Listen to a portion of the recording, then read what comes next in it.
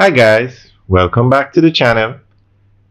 Today we are driving on Highway 2000. This is the highway from Kingston to Mandeville. We are going to talk about the Ian Fleming International Airport in Ocho Rios, Jamaica. Now, we're going to give you an update. Recently, American Airlines started flying into the airport. This airport was opened in 2012, and the runway isn't as long as the runway at the other international airports. So the airport can only smaller planes have to use the airport. The larger planes have to land at Sangster International or Norman Manley International. So recently, American Airlines started a scheduled flight service to the airport.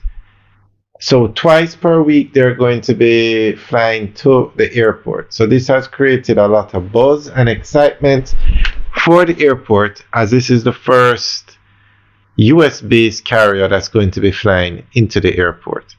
As a matter of fact, it might be the first airline to have scheduled flights into the airport. I think one or two Caribbean airlines might fly there, but this is the first, definitely the first US carrier. All right, so we're going to go through an article that gives an update on the latest that's happening at the Ian Fleming International Airport. The introduction of service by American Airlines with twice weekly flights into Ian Fleming International Airport in St. Mary represents a catalyst in the history, development, and operation of the facility. This was a message of President and Chief Executive Officer of the Airports Authority of Jamaica, Audley Diedrich, while addressing a recent ceremony to welcome the inaugural flight of American Airlines into IFIA. Mr. Diedrich said that the occasion marked much more than just the commencement of a new airline service. Contextually, American, the world's largest airline, is now launching its service in the smallest of Jamaica's three international airports. It also represents the first international commercial passenger service from the United States of America into the Ian Fleming International Airport, he explained. The president added that many things had to be put in place to facilitate the launch of the new service. He thanked the Jamaica Civil Aviation Authority for work done at short notice to implement the improvements in air navigation service and systems, more specifically area navigation. This system, he pointed out, was required by American Airlines to ensure consistent, reliable service. Mr. Diedrich said that in addition to the ANS improvement by the JCAA, the Airport Authority of Jamaica had to fast-track another round of facility improvements to meet regulatory and customer service requirements.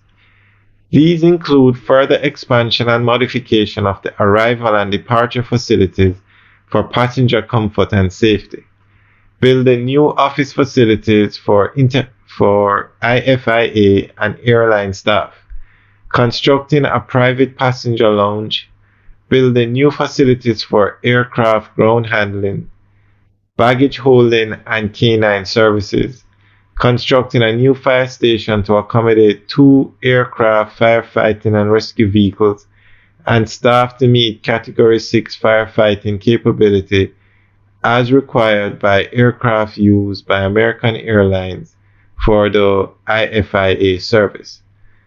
The president thanked the AAJ operations and engineering team, as well as IFIA staff and other airport stakeholders who facilitated the improvements and exercised understanding during the period of discomfort while the work took place.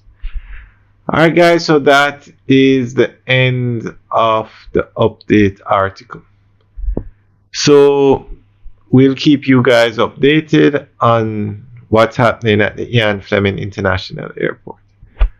Alright guys, thanks for taking a tour with us today. Remember to like, share, and subscribe. Have a good day.